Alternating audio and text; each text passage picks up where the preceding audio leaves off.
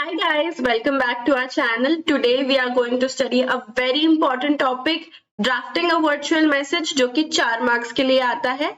English का paper 12th HSC boards 2026. Now आप अगर राइटिंग स्किल्स का सेक्शन देखोगे उसमें आपको ये टॉपिक आता है, बट इसके साथ साथ दो ऑप्शंस आते हैं. पहला ऑप्शन है आपका SOP एंड दूसरा है group discussion and then your drafting a virtual message. Keep in mind SOP and group discussion को इग्नोर करना है, कंप्लीटली इग्नोर करना है, ठीक है. And you have to choose drafting a virtual message. Why? इसको टाइम बहुत कम लगता है, इसको मार्क्स बहुत इजीली स्कोर होते हैं और फॉर्मेट बेस्ड है.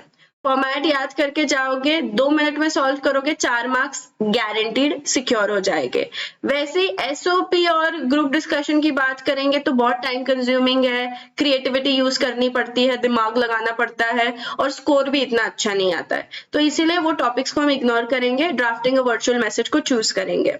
अभी मैंने होपफुली हैमर कर दिया है आपके दिमाग में कि ये टॉपिक क्यों चूज करना है, ठीक है. अब इसका फॉर्मेट पढ़ते हैं without wasting any time. I hope मेरा ये कोशिश रहेगा कि कम से कम टाइम में आपको पूरा टॉपिक अच्छे से समझा दूं और जो चीज आपके लिए इंपॉर्टेंट है वो स्टडी मटेरियल में हम आपको दे दूं. अभी ये जो PDF आपके सामने है ये आपके इंग्लिश की 12th की टेक्स्ट बुक से मैं आपको पढ़ा रही हूँ, ठीक है. व्हाई? क्योंकि आपके इंग्लिश के टेक्स्ट बुक में ये टॉपिक बहुत अच्छे से समझाया हुआ है along with the format. But मेरे पर्सनल नोट्स है जिसमें मैंने क्वेश्चन बैंक क्रिएट किया हुआ है, जहाँ पे बहुत सारे अलग अलग टाइप के क्वेश्चन है और उसके सैंपल आंसर्स है. तो वो PDF आपको AKCA ऐप से मिल जाएगा, जो आप आपके खुद के पर्सनल स्टडी के लिए यूज कर सकते हो, ठीक है. मेरे सारी PDFs है वहां पे फॉर ऑल द टॉपिक्स. सब अच्छे से पढ़ के जाओगे तो इंग्लिश में 95+ गारंटेड है, only based on the study material, nothing else. Okay, so let's begin. अभी ये टॉपिक में आपका सबसे इंपॉर्टेंट फैक्टर है आपका फॉर्मेट, क्योंकि फॉर्मेट पे सब कुछ आपका टिका हुआ है. तो फॉर्मेट में आपकी गिन के 5 चीजें हैं. पहले तो डेट लिखो, टाइम लिखो, जिस इंसान को मैसेज लिख रहे हो उसका नाम लिखो, मैसेज लिखो, खुद का नाम लिखो. बस बेसिक लेटर की तरह है, बट लेटर में कैसे एड्रेस होता है, इतना बड़ा लेटर होता है, ऐसा नहीं रहेगा. इसमें सिर्फ एक टाइम का एलिमेंट एक्स्ट्रा है और मैसेज बहुत छोटा होता है ना.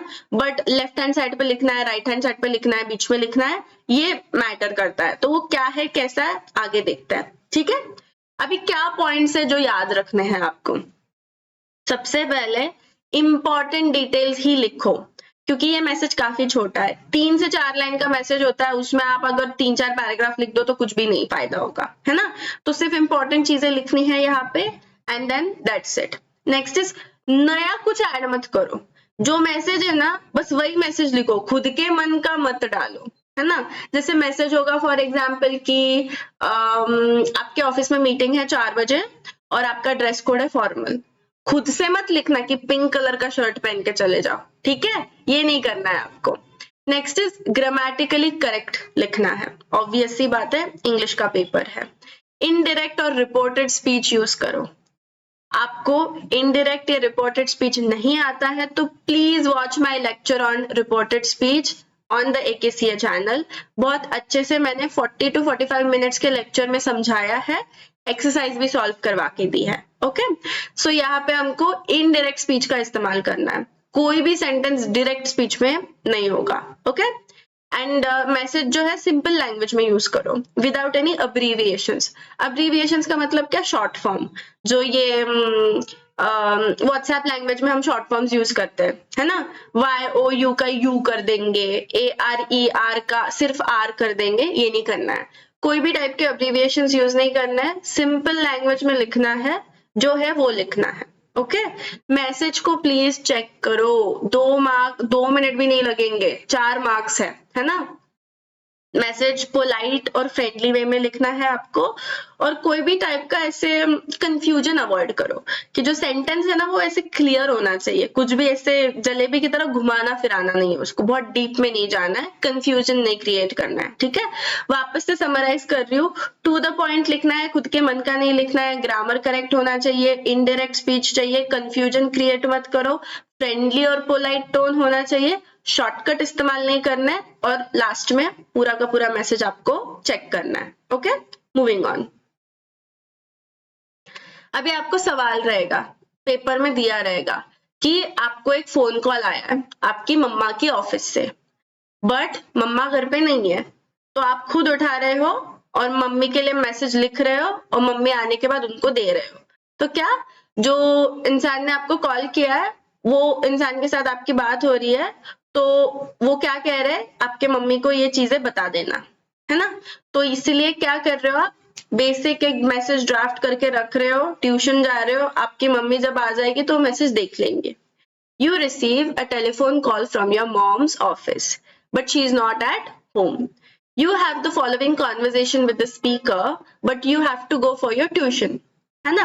So you leave a message for your mom and write this message within 50 words. बस उसके आगे नहीं जाना है, ठीक है? खुद के मन का इंफॉर्मेशन ऐड नहीं करना है। अभी मैसेज देखते हैं। अब ये सारा कंटेंट आपका क्वेश्चन है, ठीक है।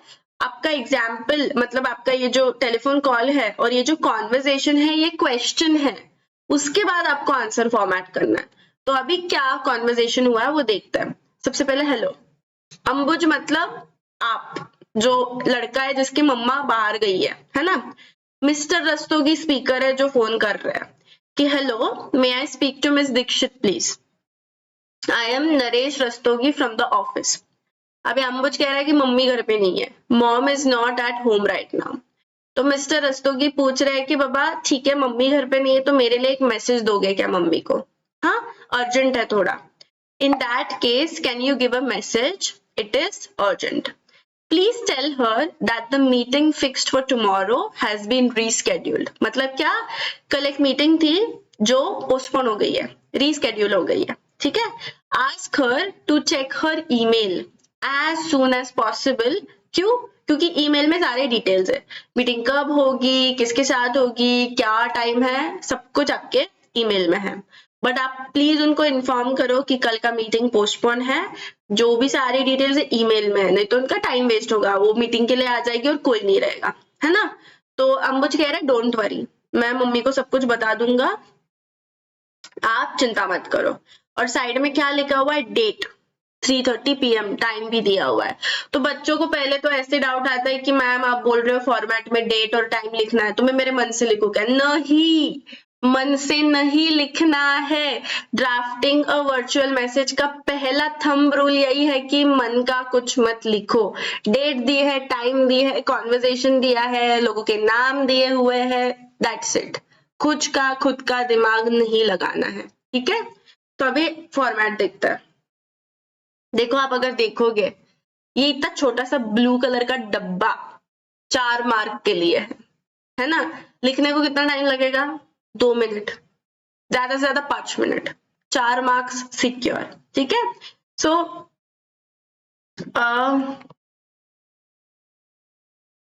यस, अभी देखो यहाँ पे आपके इंग्लिश के टेक्स्ट बुक में एक एरर है, यहाँ पे टाइमिंग और डेट नहीं लिखा हुआ है, आपको लिखना है, ठीक है।